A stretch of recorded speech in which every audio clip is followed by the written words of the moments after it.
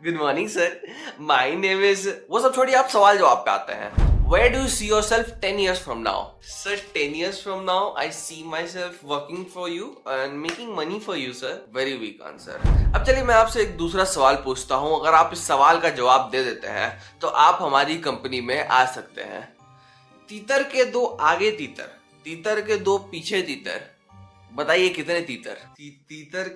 तीतर के सर दो तीतर सर, दो तीतर सर। बट मैं तो टेक्निकल फील्ड से हूँ सर, आप मेरे से ये कैसे रिडल्स पूछ रहे हैं सर आप? अरे टेक्निकल फील्ड, यही प्रॉब्लम है तुम फ्रेशर्स के साथ। लॉजिकल रीजनिंग, यही सब सवाल के जवाब तुमको नहीं आते, तुमको जॉब कैसे देंगे हम? मोना आप ही बताइए, आप जैसे फ्रेशर्स से अच्छा तो ठेले वाले होते हैं, कम से कम लॉजिकल रीजनिंग तो होती है उनके पास। और आपको पता है वो इतने पैसे कमाते हैं, आपको एक दिन में ऊपर से नीचे तक पूरा खरीद लेंगे। सर मेरे को पिछले 15 कंपनीज ने ऐसे ही सवाल पूछ के रिजेक्ट कर दिया है सर, एक और चांस दे दीजिए सर, मेरे को एक और चांस दे दीजिए। अच्छा चलिए एक और चांस दे दिया आपको, अब इस सवाल का जवाब दीजिए आप। काला घोड़ा सफेद की सवारी, एक उतरा दूसरे की बारी। फिर से घोड़ा, अरे क्या घोड़ा लगा के रखा है? बोल रहा हूं ना टेक्निकल फील्ड से हूं मैं, टेक्निकल सवाल पूछ मेरे से।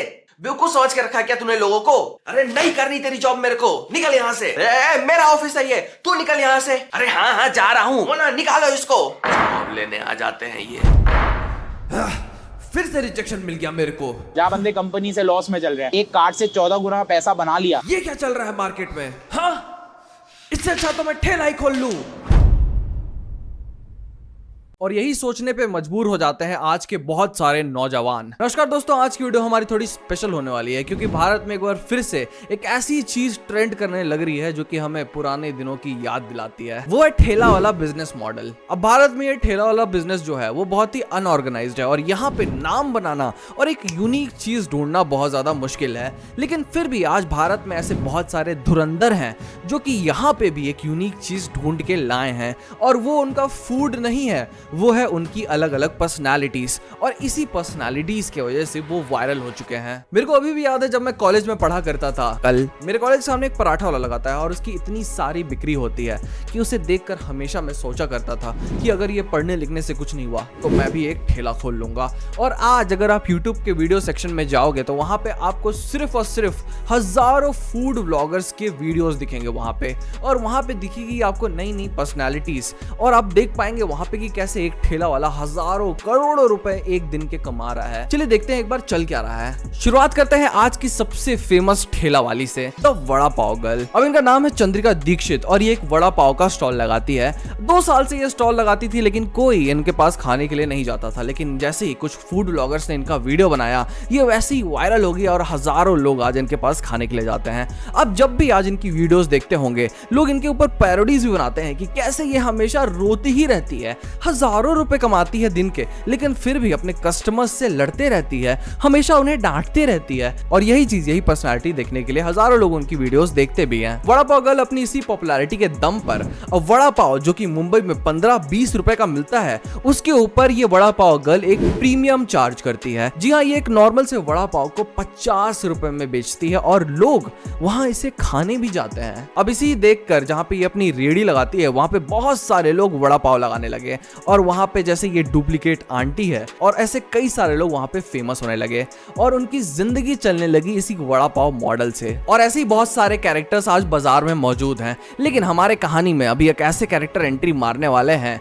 जिनके पास बिली गेट्स खुद अपने पैरों से चलकर चाय पीने आए थे। जी हाँ, डॉली की टपरी आज इंटरनेट पे एक सेंसेशन बन चुके हैं। डॉली की टपरी, एक समय ऐसा था कि डॉली की टपरी का लोग मजाक उड़ाया करते थे। देखिए, ये अपने वीडियोस में देखा होगा, ये बहुत एक क्वर्की सा कैरेक्टर प्ले करते हैं जिसमें ऐसे करके जाके सिगरेट जला देते हैं किसी को पैसे ऐसे फेंक के वापस कर देते हैं, दूध ऐसे फेंकते हैं तो करके दूध चाट देते हैं। यानी कि ये अलग अलग तरीके के कैरेक्टर प्ले करते हैं अपने वीडियोस में, जिसकी वजह से इनका दुकान चलता है। लेकिन ये तो चलो हो गया एक नॉर्मल कैरेक्टर, लेकिन इसके बाद मैं आपको एक ऐसे कैरेक्टर के बारे में बताना जा रहा हूं जिसकी वजह से आज पूरे दुनिया में भारत का नाम खराब हो गया है। जी हाँ, वो है लाली छंगानी जी। अब इनकी एक छोटी सी दुकान है कचौड़ी की, जहां पे ये बहुत ज्यादा गंदगी करके कचौड़ी बेचते बेचते हैं और इसी गंदगी की वजह से ये फेमस हैं। ये बहुत ही बदतमीजी से अपने ग्राहकों से बात भी करते हैं, लेकिन सालों से ये उसी जगह पे कचौड़ी बेचते हुए आ रहे हैं और इनके दुकान के सामने भीड़ लगी रहती है सिर्फ और सिर्फ इन्हें देखने के लिए, क्योंकि कचौड़ी तो हर जगह मिल रही है।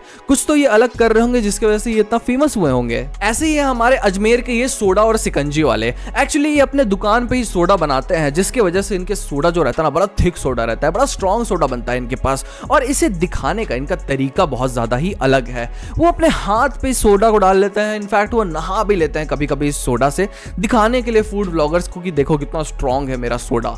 और इसी को देखने के लिए वहां पे बहुत सारे फूड ब्लॉगर्स जाते हैं और इनकी भी दुकान बड़ी तेज चलती है। आपने देखा होगा बहुत सारे सिकंजी वाले आपके भी घर के आसपास सिकंजी लगाते होंगे, लेकिन उनकी दुकान इतनी ज्यादा नहीं चलती होगी जितने हमारे भाई की दुकान चलती है। अब एक अलग से मेंशन देना चाहता हूं मैं कुल्हड़ पिज्जा कपल्स को भी। उन्होंने एक यूनिक चीज की, वो दोनों जाके बाजार में बैठे और वहां पे जाके कुल्हड़ पिज्जा बेचना शुरू किया था उन्होंने।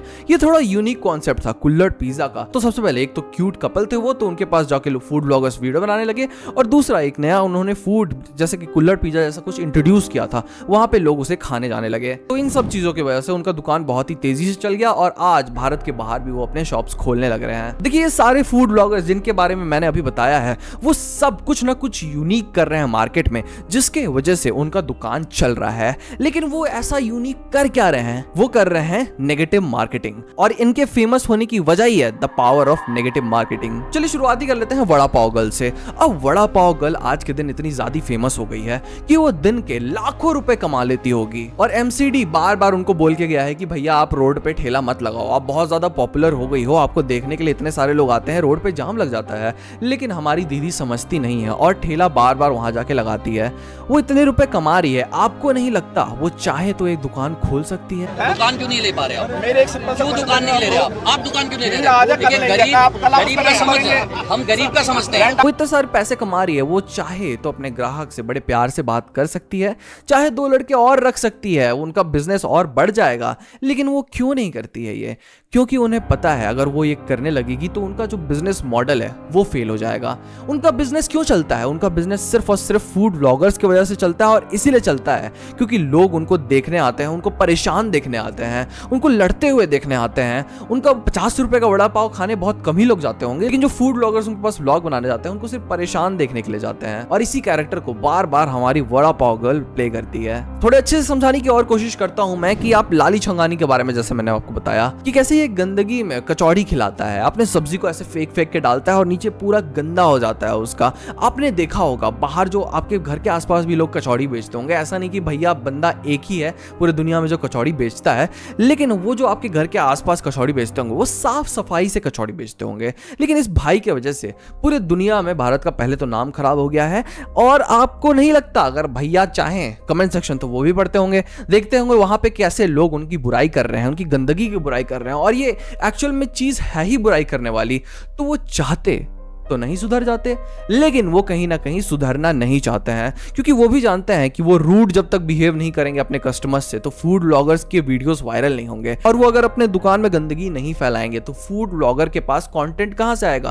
क्यों जाएंगे उनके पास लोग वीडियो बनाने के लिए? तो वो इसी कैरेक्टर को बार बार फॉलो करते रहते हैं, इसी कैरेक्टर को प्ले करते रहते हैं, जिनकी वजह से उनके पास फूड ब्लॉगर्स वीडियोस बनाने जाते हैं, और ऐसी बहुत सारे वीडियोस वायरल हो जाते हैं उनके, और इसी वजह से उनका दुकान चलता है। आप समझ रहे हैं नेगेटिव मार्केटिंग कैसे करते हैं? ये एक नेगेटिव पर्सोना बना लेते हैं अपना, जिसकी वजह से लोग उनके पास सबसे पहले वीडियोस बनाने के लिए आते हैं, और यही वीडियोस वायरल हो जाती है इंटरनेट पे, और हजारों लोग उनके दुकान पे पहुंच जाते हैं खाने के लिए। अब देखिए सोडा वाला चाहे तो वो अपने हाथ पे बिना डाले भी सीधा ग्लास पे डाल के दे सकता है, लेकिन वो नहीं करता है वो, क्योंकि उसको पता है अगर वो कुछ ओवर द टॉप करेगा तो लोग उसके पास सिर्फ उसको वो ओवर द टॉप चीज करते देखने के लिए आएंगे, और इसी वजह से उसकी दुकान चलने लगेगी। तो आप समझ रहे हैं नेगेटिव न्यूज जो होती है वो बाजार में बहुत तेजी से फैलती है। अब एथिकल चीज, ये एथिकल चीज है या नहीं, इसका जवाब तो मैं नहीं दे पाऊंगा, आप कमेंट सेक्शन में जरूर बताएं हमें, लेकिन कहीं ना कहीं ये सब चीजों की वजह से इनका दुकान चलता है। लेकिन बड़ा सवाल फिर से यही रहेगा कि क्या ये बिजनेस मॉडल सस्टेनेबल है? क्या लॉन्ग टर्म में आपको इस बिजनेस मॉडल से फायदा हो सकता है? सीधा सीधा जवाब दूंगा मैं,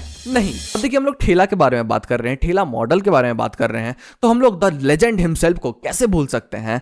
प्रफुल्ल बिल्लोरे। जी हाँ, आप लोग सब उनके नाम से उनको शायद नहीं जानते होंगे, लेकिन MBA चाय वाला आपको याद होगा। मैं ऐसा मानता हूँ कि प्रफुल्ल बिल्लोरी वो पहला ऐसा बंदा था जिसने हिम्मत दिखा के पढ़ा लिखा होकर स्ट्रीट पे अपनी दुकान खोली और अपने दुकान को बहुत फेमस कर दिया।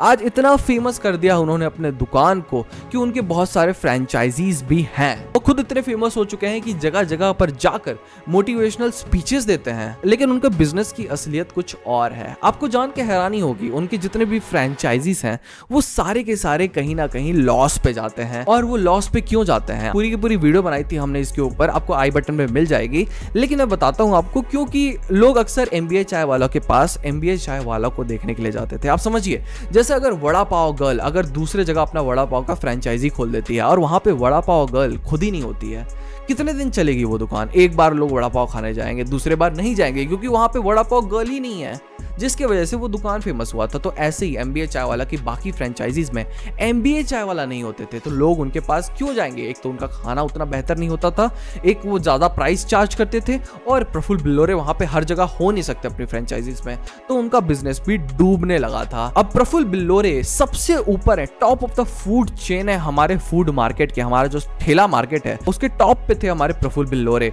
अब उनका ही बिजनेस आज के दिन नहीं चल पा रहा है, तो ये बताना बहुत ज्यादा मुश्किल है कि ये जो बाकी लोग इस बिजनेस को एक सस्टेनेबल बिजनेस दिखाने की कोशिश कर रहे हैं, शायद ये इतना सस्टेनेबल नहीं है। But it's somewhere amazing to see कि भारत में एक ठेला से एक बंदा इतना फेमस हो सकता है कि कुछ बॉलीवुड स्टार्स से भी वो आगे निकल जाए। भारत की मार्केट इतनी अमेजिंग है और ठेला वाले जो इसको एक्सप्लोर कर रहे हैं, इट्स जस्ट अमेजिंग टू सी। लेकिन ये मॉडल कहीं से भी एक सस्टेनेबल मॉडल नहीं है। और अगर आप सच में सोच रहे हैं कि मैं कुछ काम धाम नहीं करूंगा, ठेला खोल लूंगा और वीडियोस बनाऊंगा, नेगेटिव मार्केटिंग कर लूंगा, लेकिन मैं आपको बताता हूं ये भी बहुत ज्यादा मुश्किल रहता है। कितने सारे ठेले वाले आपने देखे होंगे ऐसे ही बैठे रहते हैं, वो उनके पास कुछ काम धाम नहीं होता है। तो ऐसे आज भी हजारों लाखों लोग हैं जो कि इस मॉडल से पैसा नहीं कमा पा रहे हैं, और कुछ जो ऊपर वाले होते हैं ना, टॉप 1%, सिर्फ वही कमा पाते हैं। तो भारत में एक ठेला के दम पर आप बिजनेस बना सकते हो कि नहीं, आज भी इस सवाल का जवाब देना बहुत ज्यादा मुश्किल है। और मैं ये सोचता हूँ कि आप में से कोई मुझे रॉन्ग प्रूव करेगा और भारत में ठेला से एक बहुत ही सस्टेनेबल बिजनेस बना के दिखाएगा। आप क्या सोचते हैं हमारे ठेले वालों के बारे में, हमें कमेंट सेक्शन में जरूर बताएं। और आपका फेवरेट ठेला वाला कौन है, हमें कमेंट सेक्शन में फिर से एक बार जरूर बताएं। हमने इस वीडियो में शुरुआत में थोड़ी एक्टिंग करने की कोशिश की थी, आपको वो पार्ट कैसा लगा वो भी हमें कमेंट सेक्शन में बताएं। देखिए, हम ऐसी वीडियोस बनाते रहते हैं, तो हमारे चैनल को सब्सक्राइब करके जाना मत भूलिएगा। आज की वीडियो में बस इतना ही, मिलते हैं अगला वीडियो में।